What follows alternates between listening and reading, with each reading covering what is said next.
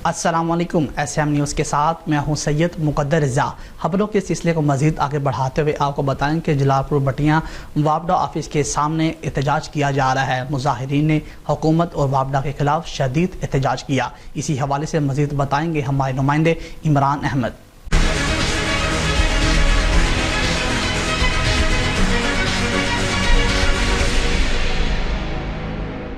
जी बिल्कुल, जलालपुर बटियां वापडा ऑफिस के सामने एहतजाज किया जा रहा है। मुजाहिरीन ने हुकूमत और वापडा के खिलाफ शदीद एहतजाज किया।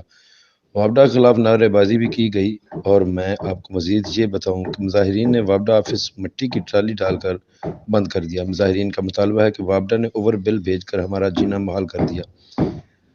मुजाहिरीन ने मेन सरकतदार रोड, गुजरांवाला रोड ब्लॉक कर दिया। बिलों की आज आखिरी तारीख है। वापडा ऑफिस में ना SDO है ना एक्सचेंज है, दोनों ही गायब हैं। मुजाहिरीन ने हुकूमत से मुतालबा किया है कि बिजली के चार्जेस को फौरी तौर पर ख़त्म किया जाए, वरना हम एहतजाज का दायरा कार वसी कर देंगे। जी महीने का मामला जिन्ना ऐसा 4,11,803 रुपये से जमा कराया जिन्ना ना बिल गलिया सी। बाकी उनके बावजूद 45,775 रुपया बकाया पा दिता ने। इन्होंने मतलब पूछे बकाया कि हंसता है, पिछले सारे बिल टोटल पे हुए हैं। कैमरा दोनों बखा रहे हैं, सारे बिल पे हर महीने कोई बिल मिस नहीं। हर महीने डबल बोर्ड का बिल पा रहे हैं, जिम्मेदार ने ज्यादती कर रहे हैं। ਸਾਡਾ ਮੁਤਾਬਾ ਹੀ ਆ ਬਿਲ ਜ਼ਿਆਦਾ ਨਹੀਂ, ਹੋਰ ਕੀ ਹੈ। ਤੇ ਮੇਰੇ ਨੋ 400 ਯੂਨਿਟ ਹੈ, ਉਹਨਾਂ ਦਾ 3400 ਡਾਲ ਦਿੱਤਾ ਹੈ। ਅਸੀਂ ਸਾਰੇ ਦਫ਼ਤਰ ਆਏ ਆ, ਕੋਈ ਅਮਲਾ ਨਹੀਂ ਗਏ ਬੇ।